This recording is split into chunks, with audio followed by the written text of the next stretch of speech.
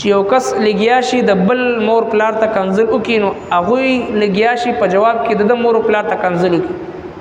نو د داسې شو چې گویا که د په خپله باندې خپل مور پلار ته کنځل وکړو لهذا دی ملعون دی نو څومره لویه بدبختي ده چې یو سړی د خپل مور پلار د پاره د کنځل د وینا د بدرت سبب جوړي. اعوذ بالله من الشیطان الرجیم بسم الله الرحمن الرحیم ولا تسبوا الذين يدعون من دون الله فيسبوا الله عدوا بغير علم كذلك زينا لكل أمة عملهم ثم إلى ربهم مرجعهم فينبئهم بما كانوا يعملون.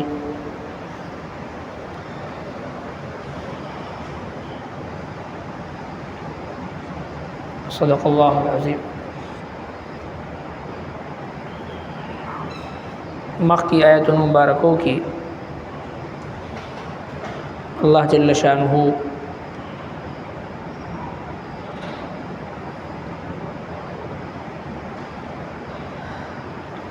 د توحید دلائل چې کوم آفاقی دلائل هغه په مختلف انداز کې په هر اعتبار سره تفصیل سره بیان فرمایل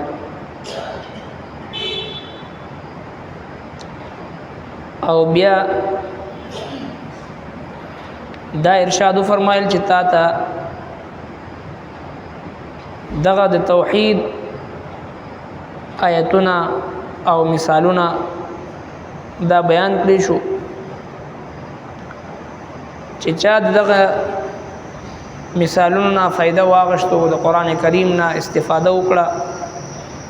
نو د خپل ځان د پاره دی او چا چې ځان د دین اړون پاتې کو نو داغه وبال هم پاغه باندې دی. او بیا نبی کریم صلی الله علیه وسلم ته د تسلی د پاره دا فرمایل چې ستا طرف ته کوم وحی کیږي نو ته د هغې اتباع کوه. هغه وحی د څه شی دی چې د الله جل شانه نه سوا بل څوک معبود نشته او کچری الله جل شانه غختلی نو دا ټول خلق دا په توحید باندې راجمع کړي دي. خدای الله جل شانه قانون دا دی چې هر انسان ته اختیار ورکړي فمن شاء فليؤمن ومن شاء فليكفر چې دا چا خو خوینو ایمان اختیار کی چې دا چا خو خوینو کفر اختیار کی. اس پدی آیت نمبر 108 کی اللہ جل شانہ دا فرمائی ولا تسبوا الذين او کنزل مکوي تاسو کسانو ته يدعون من دون الله چې دوی بلی سوا د الله نه فيسب الله پس کنزل وکړي دوی الله جل شانه ته عدوا د دښمنینا د دښمنۍ د وجنا بغیر علم پنا په سرا كذلك دغسی زینا ډولې کړې د مونږه خسته کړې د مونږه لكل امه د هر امت عملهم عملنا دوی ثم الى ربهم بيبد رب دوی تا مرجعهم ورغزدل دوی وی فينبئهم خبر ورکړي دوی تا بما كانوا يعملون ده هغه عملونو سره چې دوی کوي. ولا تسبوا الذين کنزل مکوي تاسو هغه کسانو ته يدعون من دون الله چې دوی بلی سوا د الله نه. دا مسلمانانو ته د تبلیغ او د دعوت یو اصول خي چې دعوت ورکوي نو د دعوت اصول دا دي چې هغه د اسلامی اخلاق او دایره کې د نبوي په دعوت ال الله کې با بد اخلاقی بنه کې او چې کوم کفار دي او مشرکین دي دا غوي چې کوم معبودان باطله دي کم بوتان دي کم نور صدا صداوي عبادت چې هغه ورته کوي هغه تبا بدرت بنوي کنزل وینا ورته نه کوي بد اخلاقی ورته نه کوي. البته د دغه معبودانو بے حسی او داغوی بے حقیقتی دا به ورته ښکاره کوي ځکه چې دینه بغیر د توحید بیان نه کیږي عقیده توحید بیانول دي ته وایي چې سړی اول په شرک باندې رد کی په مشرکینو باندې رد کی او کم کم شرکیاتو چې دوی مبتلا وي پاغي باندې رد کی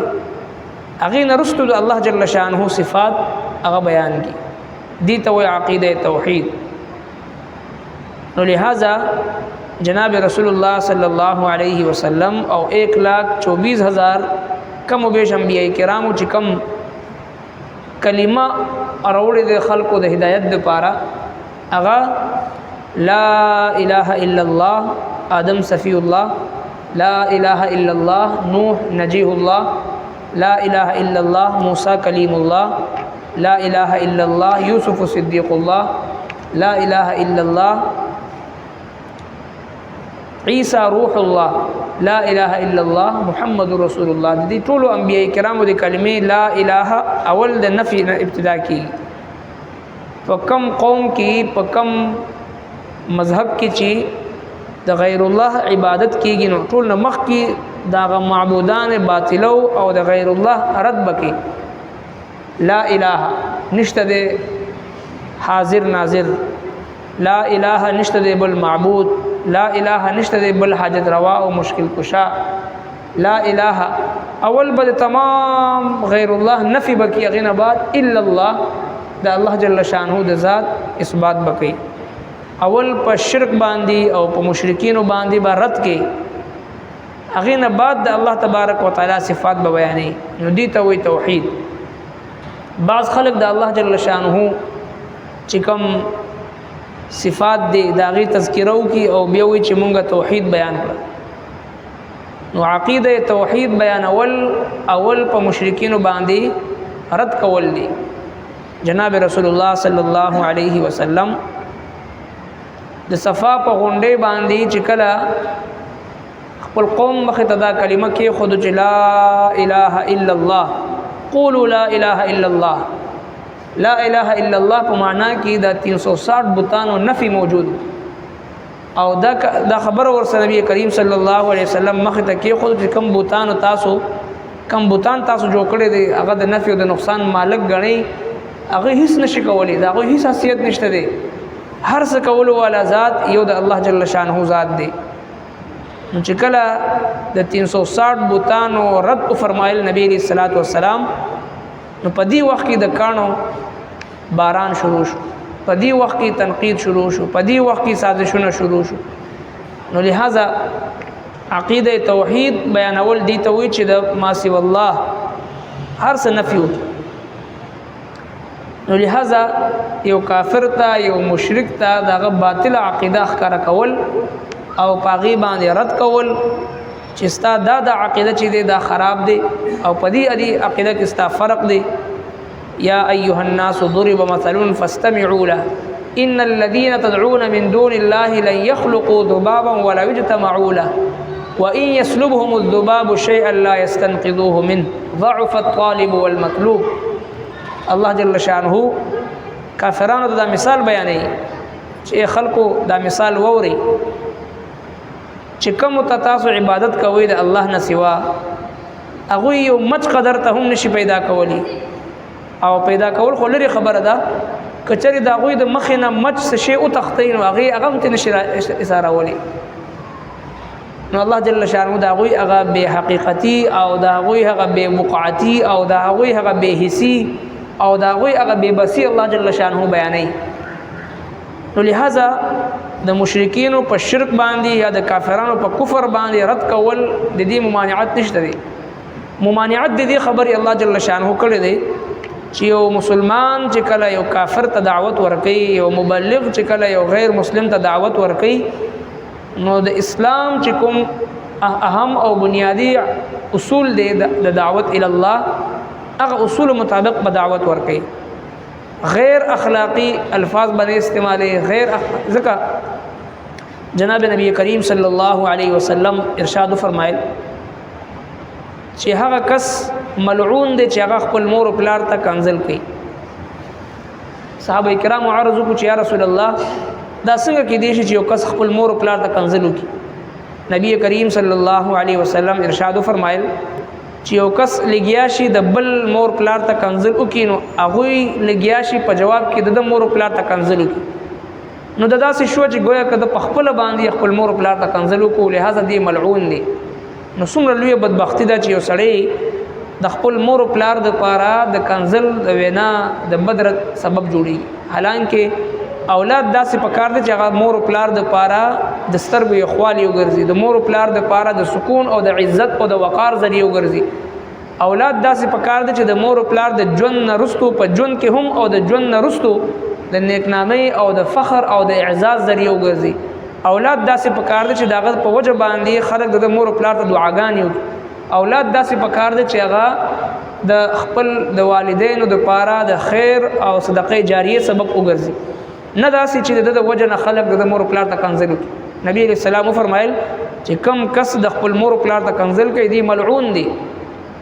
او دا هم د مور پلار په کنځل کې داخل دی چې یو سړی بل ته بدرت وي، بل سره بد اخلاقی وکي، بل سره په معاملاتو کې ګډوډ وکي او بل سره ظلم زیاتی وکي، هغه لګیا شه د مور پلار ته کنځل وکي نو داسې شو چې گویا د خپل باندې خپل مور پلار ته کنځل وکي. نو الله جل شانه په دې آیت کریمه کې یو اصول ذکر کوي چې اے مسلمانانو چې کله هم تاسو کافرانو ته دعوت ورکوئ نو داغي معبودانو ته بدرت مه وایي. بدرت او کنځل او بد اخلاقی کې او د یو معبود باطله یو بت بے حسی او بے بسی او کمزوری بیانول کې فرق دی. یو کافر ته دغه کفر ښکارا کول، یو مشرک ته دغه شرک ښکارا کول چې بای استا دا عقیده مشرکانه دی، دا عقیده کافرانه دی، دا بل مسله ده. کم چې علما کرامو کتابونو کې لیکلي دي او کم چې اهل حق هغه په منبر او محراب باندې ودرېږي باطل ته، کافر ته، زنديق ته، مرتد ته ورته خې چې ستا دا عقیده دا د اسلام د اصول خلاف دی، دا عقیده د ناموس رسالت خلاف دی، ستا دا عقیده د اسلام بنیادی عقایدونه مخالف دی. هغه ځان ته مسله ده. یو کنځل وینا کول دی، نامناسب او نازیبه الفاظ استعمالول دي. نو کله دا سوي نو هغه د هغه په جواب کې لګیا شي ستاسو معبود برحق الله رب العالمین تباغوی نعوذ بالله بدرت وي نو دا غي سبب تاسو جوړيږي.